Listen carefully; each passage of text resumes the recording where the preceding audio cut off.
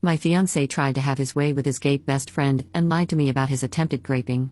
Posted by you/that caterpillar 400. My 28F fiance Alex, 28M, has had a BFF, Danny, 28F, since they were 4. She's not like the usual Reddit BFF. She's a lovely, sweet person who has never crossed boundaries with Alex or their 2 other friends, Marcus and Daniel.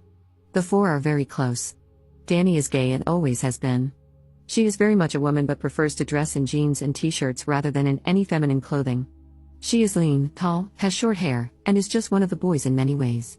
This weekend was Alex's bachelor party. All 4, plus 2 other friends of Alex, went along.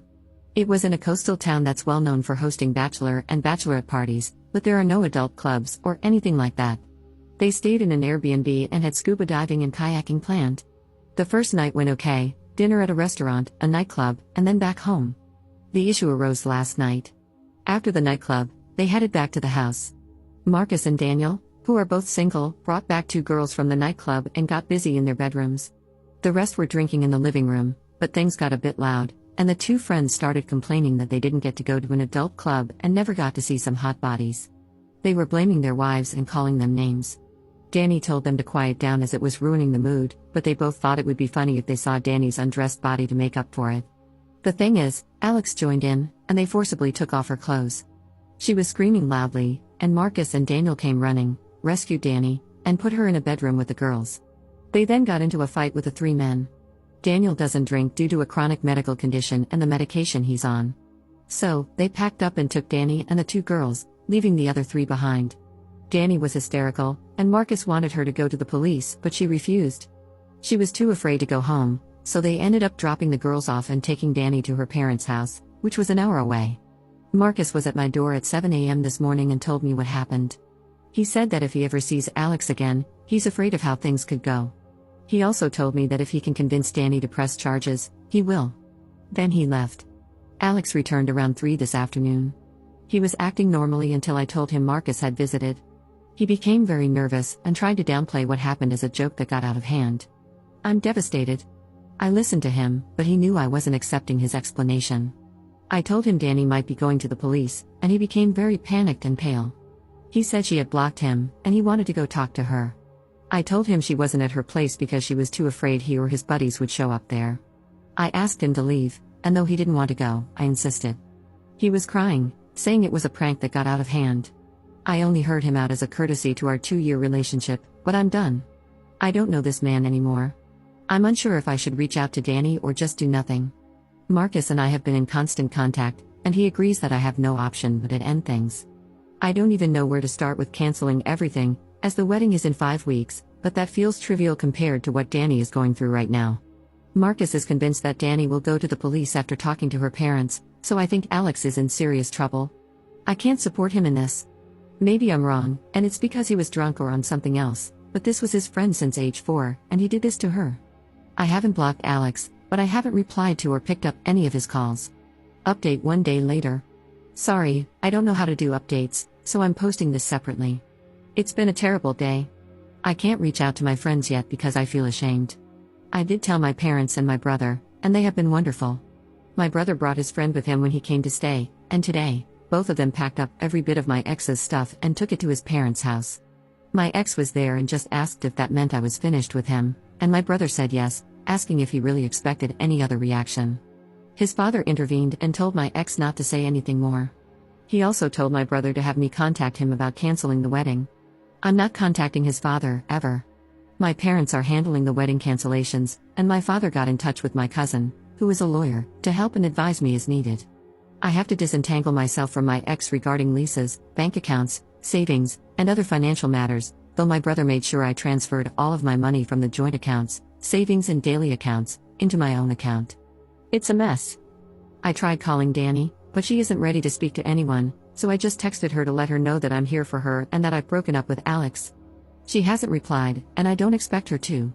She's apparently in a really bad way. Daniel spent 3 hours with me today. There's a lot going on, but I'm afraid to say too much for fear of damaging any potential court case. I will say that there are 2 videos of the incident, one taken by Jeb, one of the 2 friends. Much of it is chaotic, but the last part is apparently clear and telling. The owners of the rental house have also gotten involved, and there's footage, but I can't say more.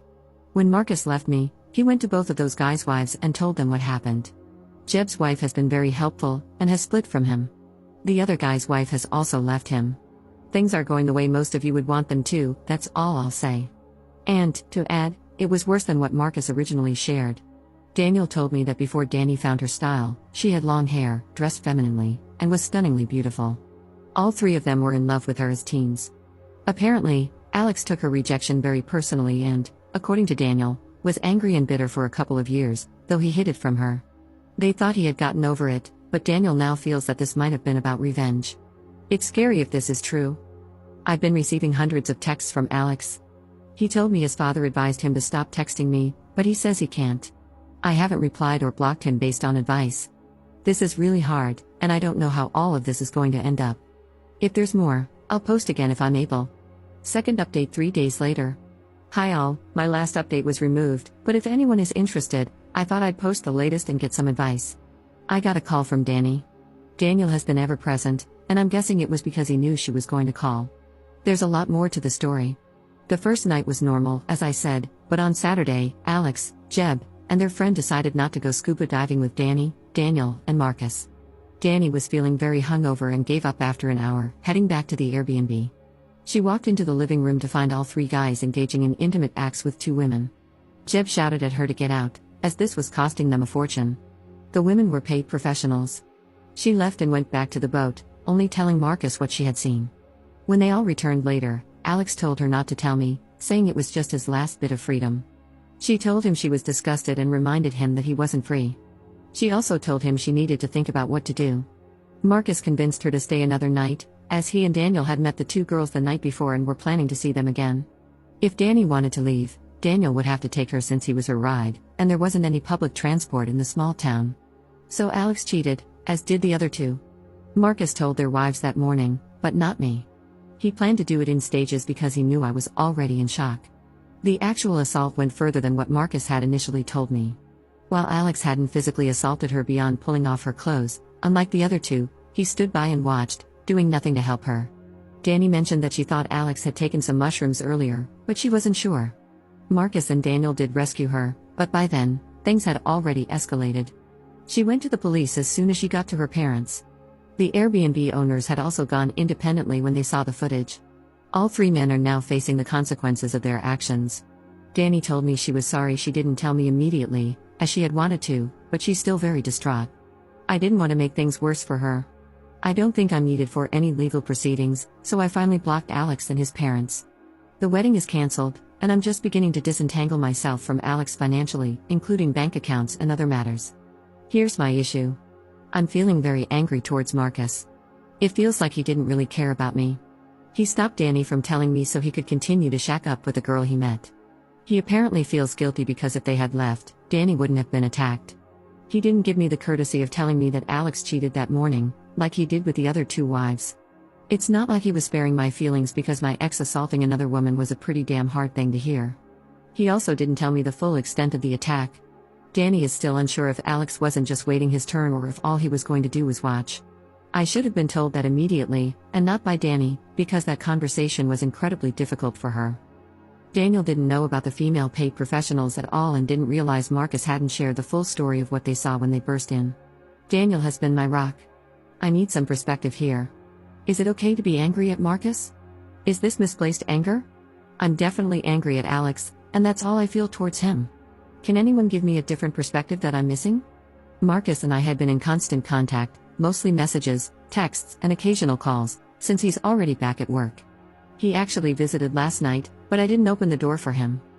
Daniel keeps saying that whatever I feel right now is okay, but I think he's just placating me. I don't know who to trust anymore. I don't have to have any more contact with Alex, and I think the case will move along without me. I'm considering telling Daniel that I need a break from him, Marcus, and that whole group of friends. Danny and I have agreed to stay in touch, but I don't see us being very close. My best friend, whom I finally confided in, thinks I should step away from them all now for good and focus on moving forward. My parents agree and believe it's necessary for my healing. My brother, on the other hand, thinks Daniel has been nothing but great and that I shouldn't cut him off. But they all seem to come as a package deal. Without Alex now, Obviously, so it feels like it's probably all or nothing. What should I do? I don't want to be ungrateful, but a clean break feels right.